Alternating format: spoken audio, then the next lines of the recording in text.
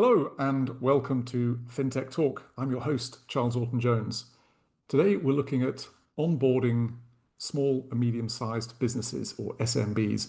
Onboarding is something that all banks, fintechs, and enterprises need to do, but very few do it well. There are manual processes which can be laborious, slow, and costly, and things get dramatically more complicated the moment we cross international borders.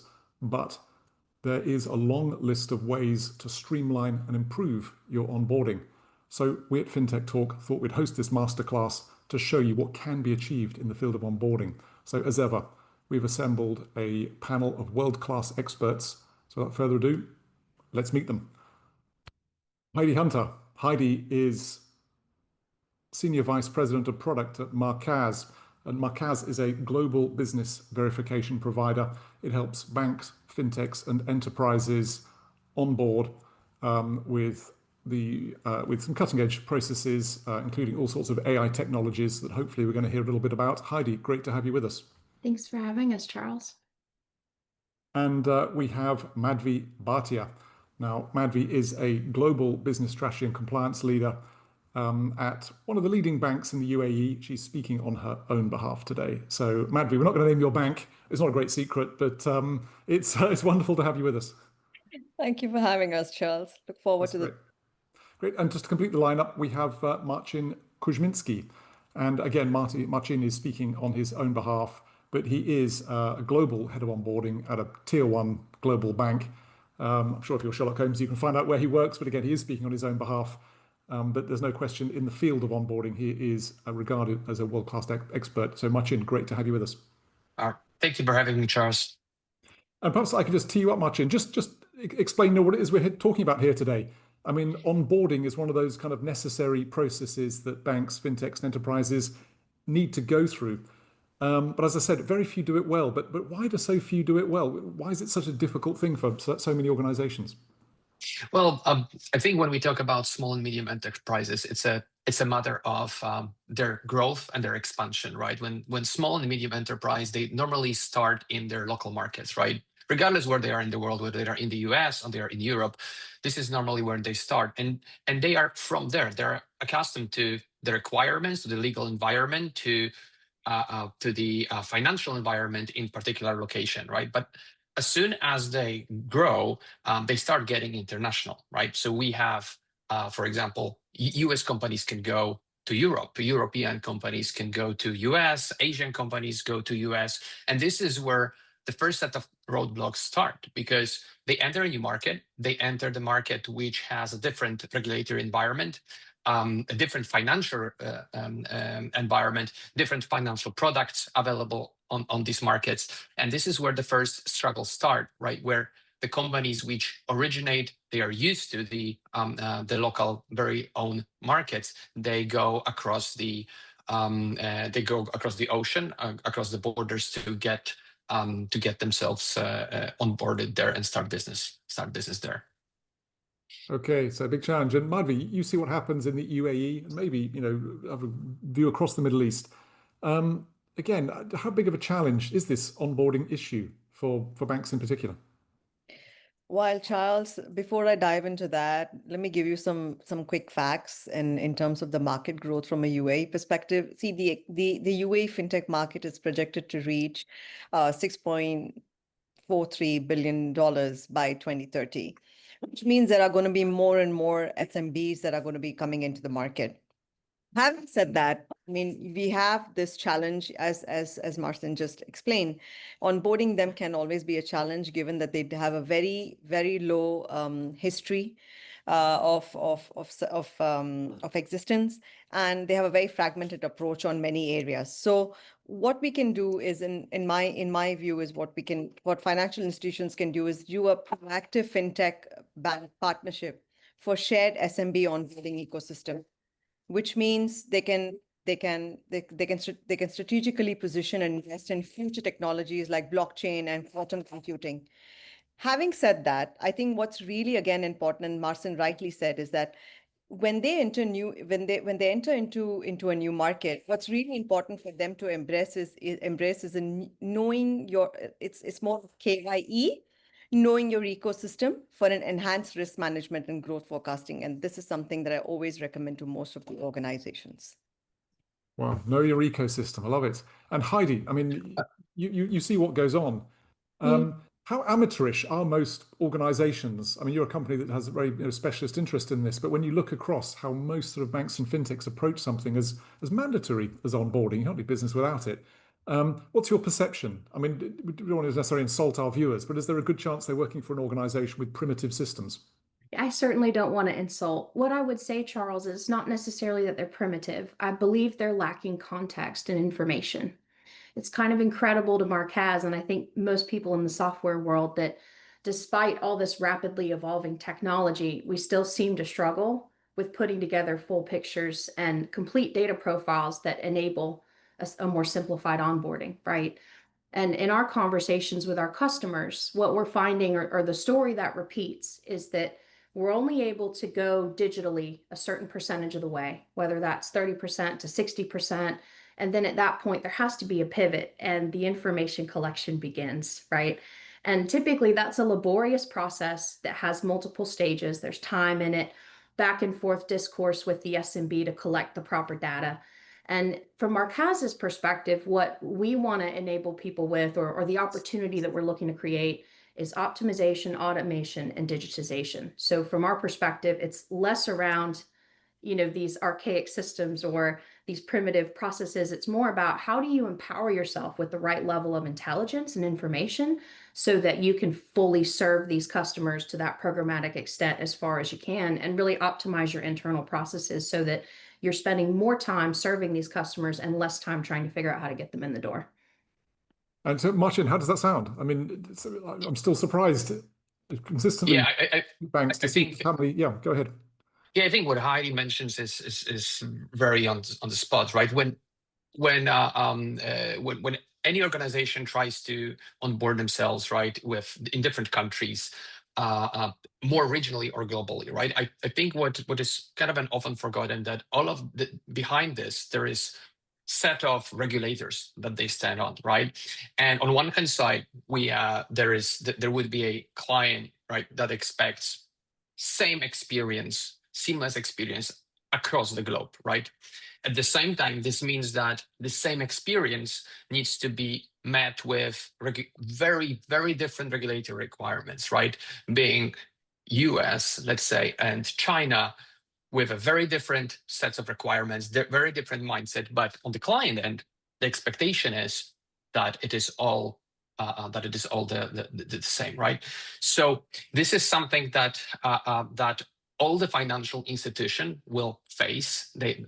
In order to, on one hand side, provide the same front end, on the other hand side, meet all those different requirements. And that's what makes the situation overly complex. Now, back also to what Madhvi said in terms of what small enterprises look for. They mostly look for liquidity. And this is where because they need a cash to grow. At the same time, small enterprise for any financial institution is much more risky than a big, already established global corporate.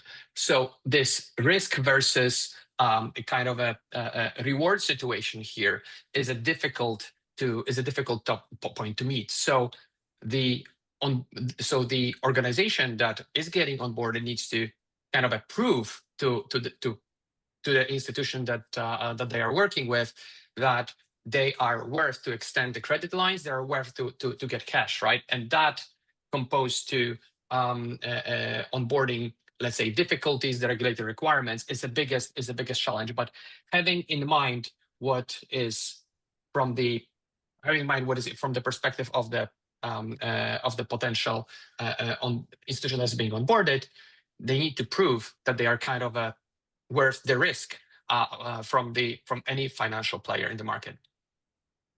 Okay, so there's clearly a huge potential to improve the experiences, certainly for the SMBs, but for banks and fintechs and enterprises too.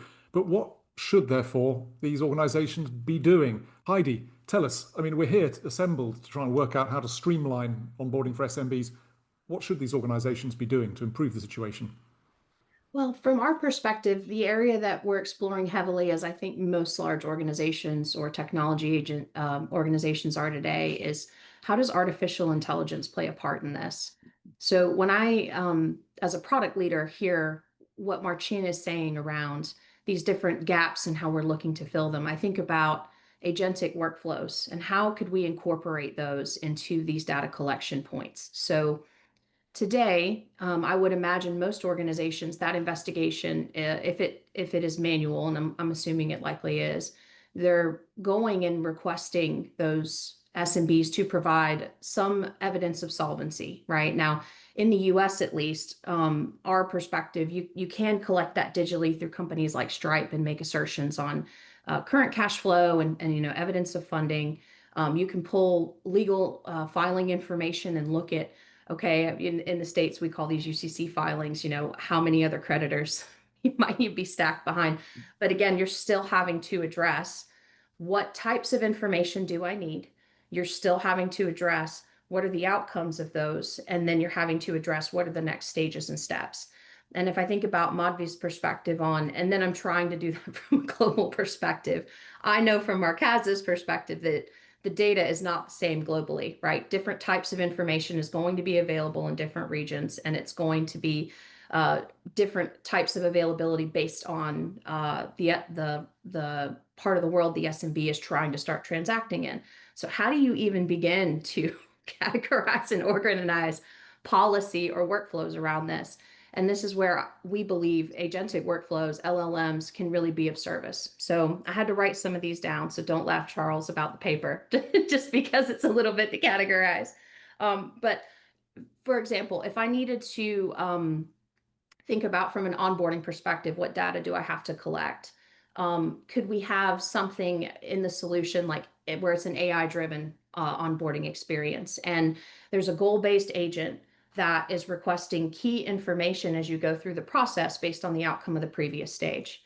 Something like this. When we look at how do we think about better segmentation and auditing internally about these different policies that we're trying to build as we're expanding and evaluating these different data points.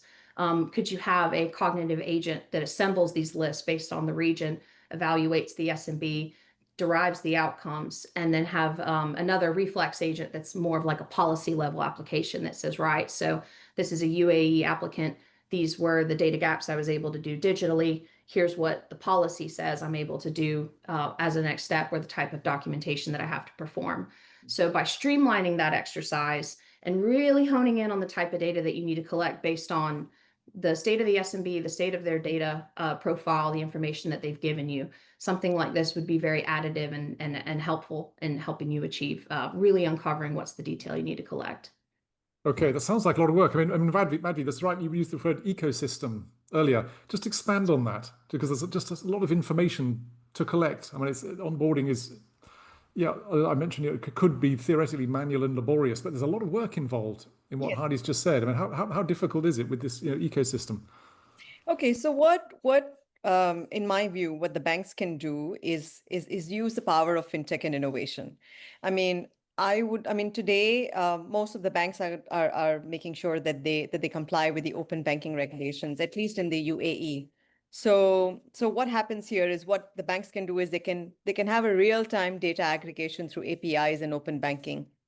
They can have AI-driven verification or not, and an automated KYC process. They can have predictive analytics and advanced scoring using a non-traditional data source. The other thing that they can do is, the banks, is embrace a predictive onboarding strategies. And this means reverse onboarding.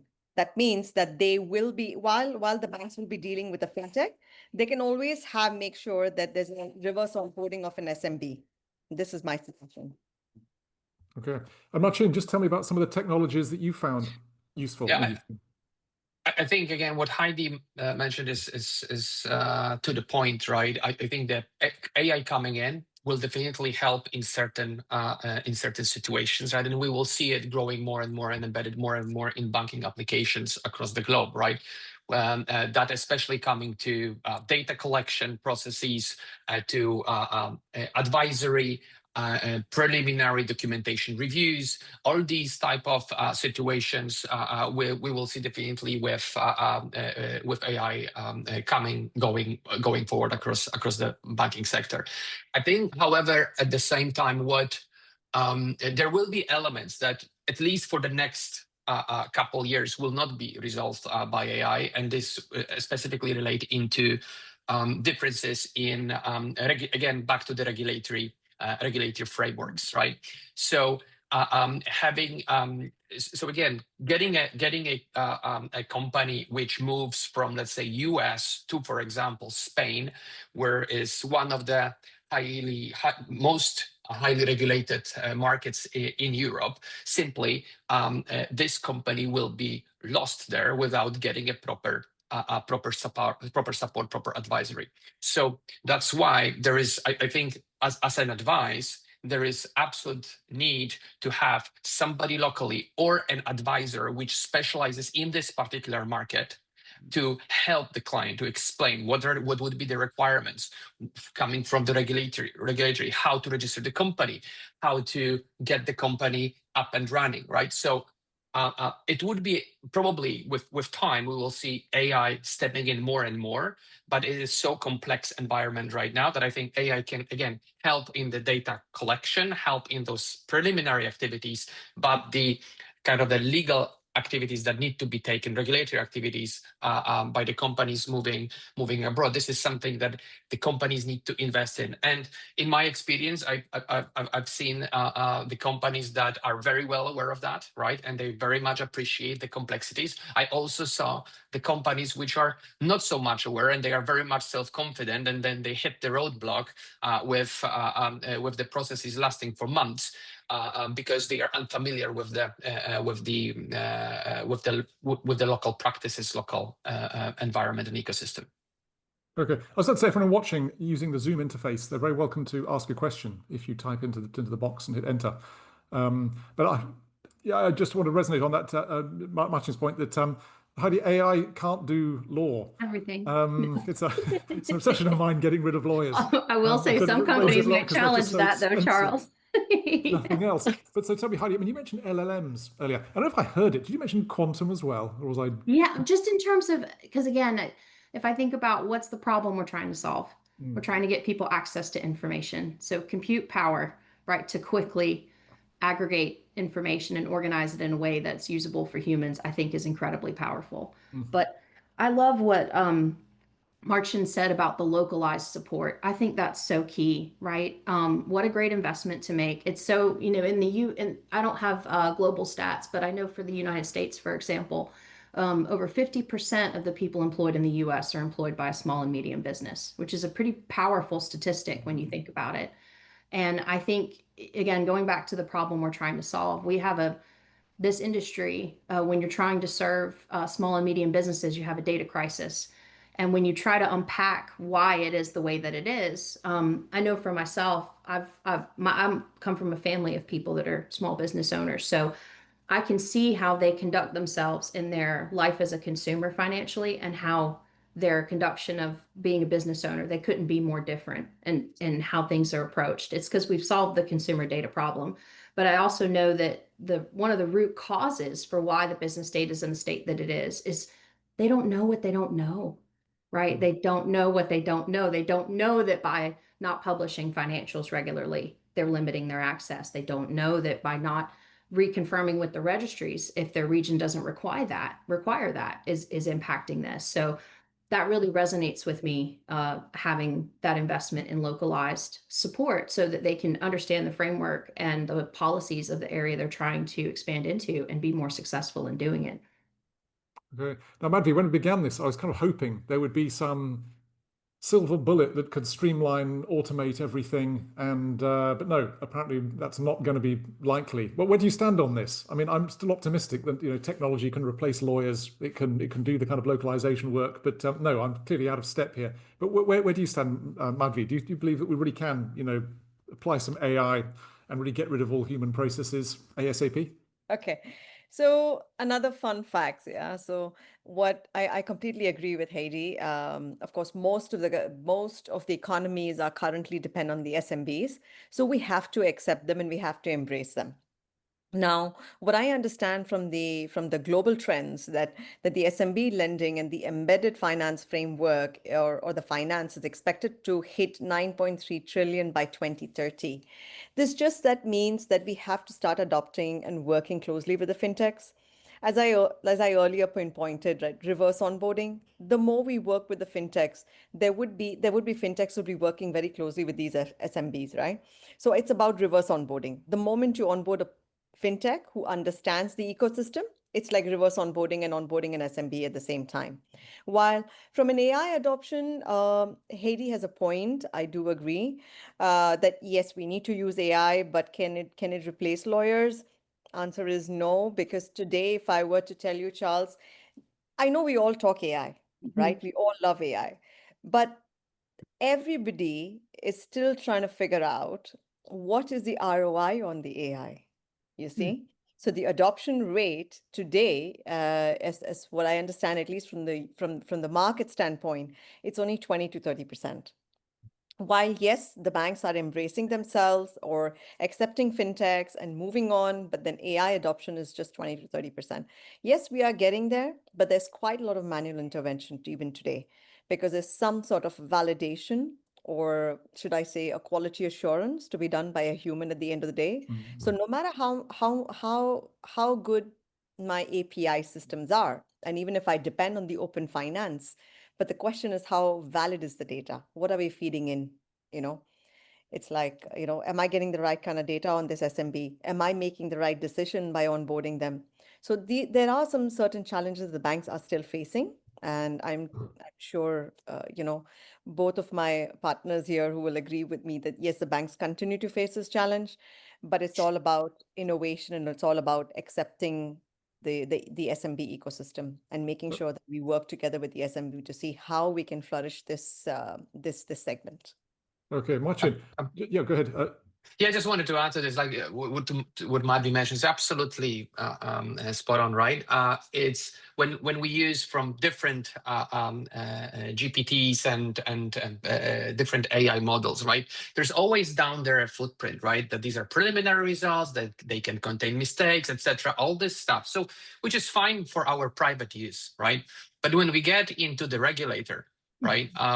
There is no option that anybody can rely on the preliminary beta results, right? It has to be solid, right? So until we get to the point where it is actually fully trusted, right, and 100% with no mistakes, to what Madhvi mentioned, there is a human intervention required, right? Which of course AI has an opportunity to replace, but it will still take some time.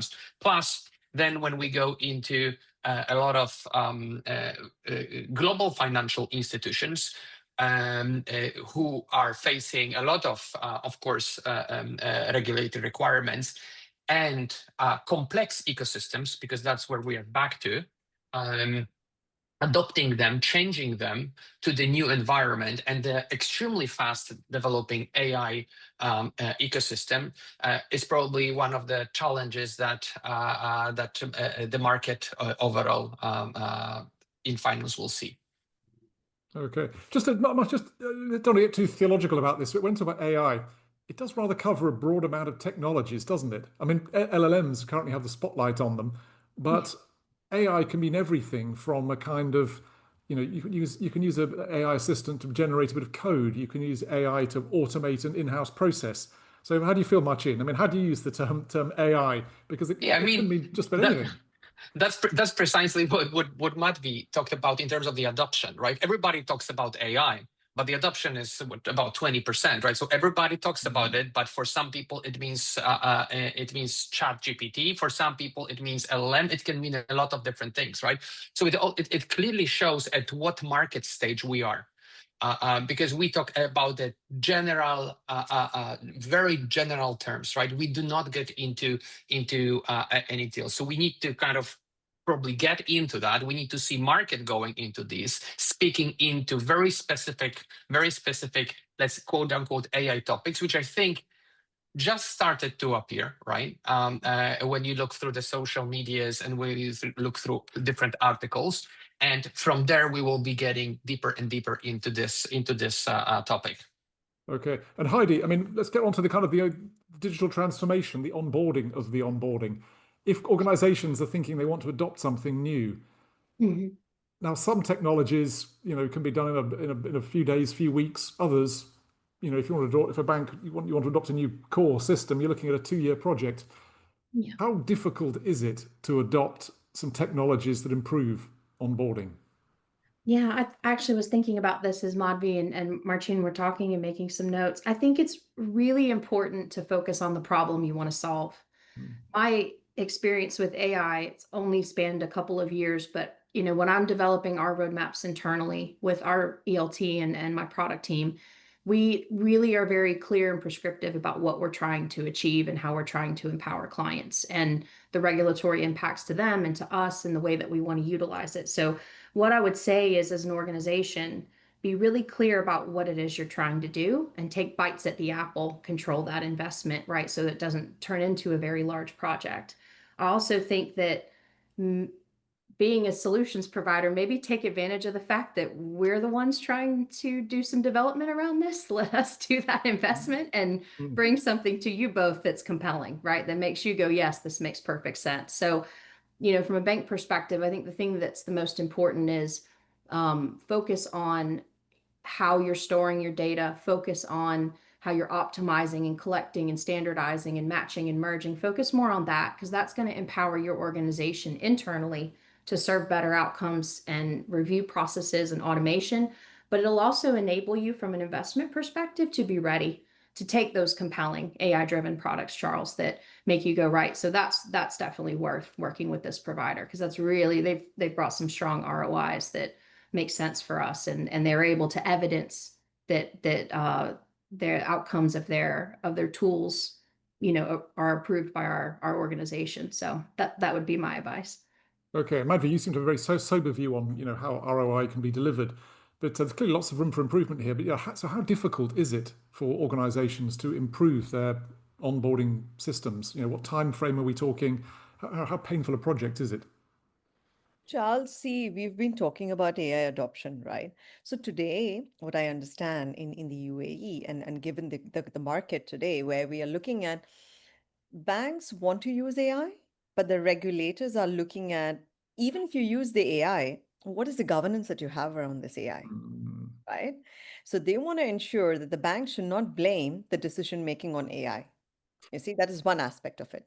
The second thing about adoption or implementation of these systems, these can be quite challenging because today the regulatory environment, not just in the Middle East, but across the globe, is fast changing.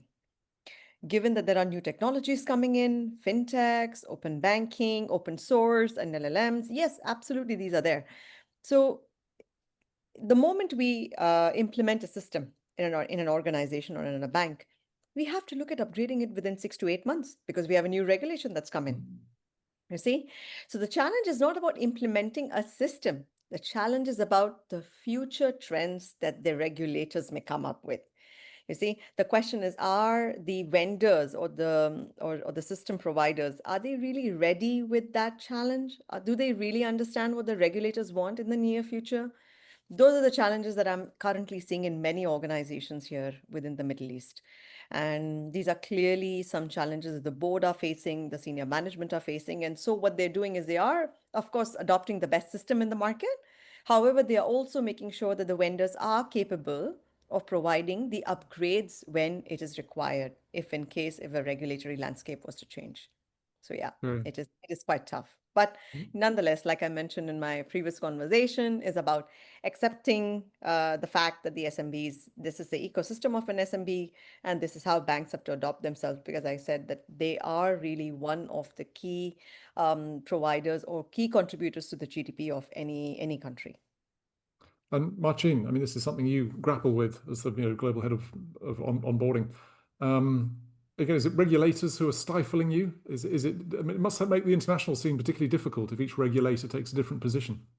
It does, right? Because that's whatever Madhvi mentioned, right? Depending on how global the institution is, it has to be multiplied by all that many regulators, right? And as I said as I said at the beginning, then clients, companies, they expect seamless onboarding experience, same platform, same path to follow. That's the market expectation.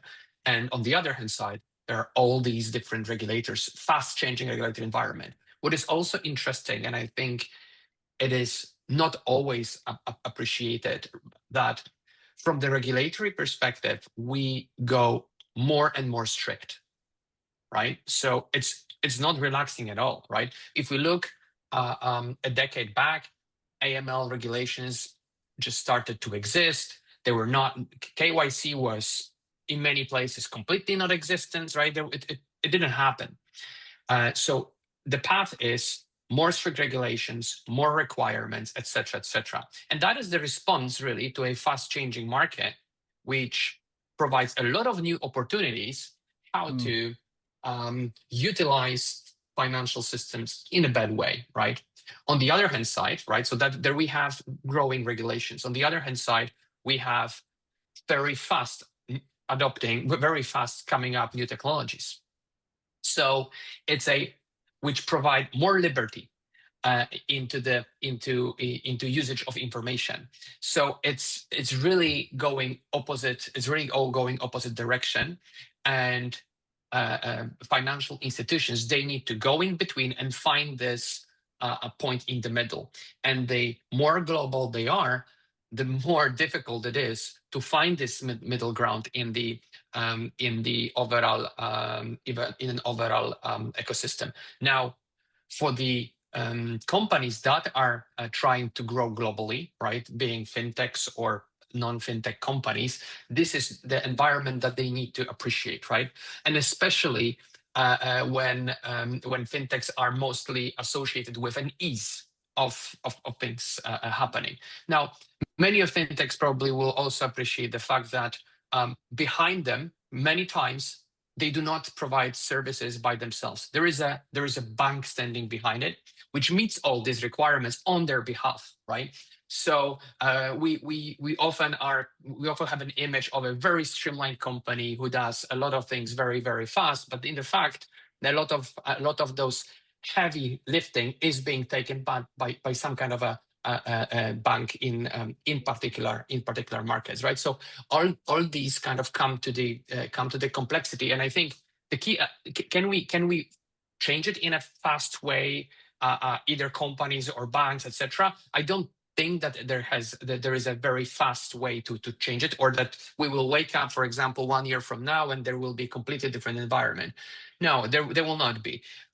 So what is the most important is to appreciate the complexity, understand to what high dimensions, to appreciate, to know to try to get to know what we don't know, right? And then when expanding regionally, when expanding globally, try to adopt to play into these rules to be the most effective possible.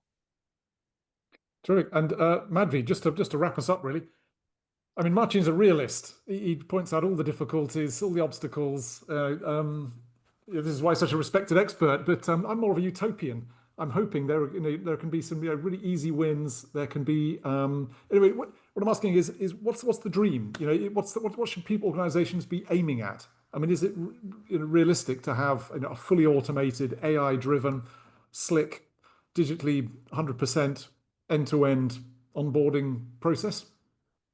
See, I think, Charles, of course, we've touched upon many aspects such as AI, blockchain, open banking, knowing your ecosystem. But my core message is that SMB onboarding complexity isn't just a challenge, but it's a strategic opportunity. That's how I look at it. And I think by harnessing the fintech innovation, proactive regulatory engagements and predictive intelligence, financial institutions can significantly improve their onboarding experiences. right? To capture some of the key profitable SMB segments. This is going to really, really help the banks for a competitive advantage perspective. So yes, onboarding can be made more simpler if we understand the regulatory environment a bit more predictive in a predictive analysis perspective. Then yes, onboarding can really be streamlined, and making sure that we have the right kind of partners in place to ensure that from a vendor perspective, from a system perspective, which can be upgraded and rather enhanced when a core regulatory requirement is kicked in. So yeah. Okay, and Heidi, just to finish, really, if organizations want to improve, the way they work, maybe work with Marquez, can they do so with some small steps first? I mean, is this always a big bang revolution, or can they just start with tweaking a few things here and there? No, I agree with Madhvi and Marcin. I mean, those procedures and those workflows were put in place for a reason. You're going to have to adhere to them. But again, I come from the standpoint, quite not as utopian as yourself, Charles, but maybe not quite as real as Marcin, which is how do we solve problems quickly? So let's start having conversations about how we leverage artificial intelligence to empower onboarding experiences, collecting the right information at the right time, verifying it the way that we can with the data that's available, working with the SMB to help them have context into decision making and how they can do better in the future. And I do believe that artificial intelligence and these LLMs give us an opportunity to have a compute power that humans just don't have. So let's leverage that in the right capacity to our advantage, and maybe use it to help with the underpinning of some of these APIs and workflows that would take months and months to code. Let's work on building technologies that can, again, through a very closely schooled environment, but empower that to start giving us that ability to give those better experiences. That's great. I know people watching this may be thinking, well, can they learn a bit more about Marquez? Well, I think they can do if they go to marquez.com/FinTechTalk. There's some pointers there on how people can get started working with Marquez if that appeals to our viewers. I hope it does. Guys, I think that wraps it up. I know we've covered a tremendous amount of territory, and what I love about this is that it's taken something like onboarding, which is often seen as a necessary but difficult thing, into actually something quite cutting edge. And I think Madhvi made this point very eloquently, that SMBs are the lifeblood of economies. What start off as small businesses become medium businesses, and then become hopefully global enterprises. And it makes sense to get them onboarded, to start working with them in the most fluent and easy way possible. So any technology that improves that relationship from day one really is worth investing in. So from myself, from Marcin, from Madhvi, and from Heidi, and from the production team here at FinTech Talk, thank you for joining us.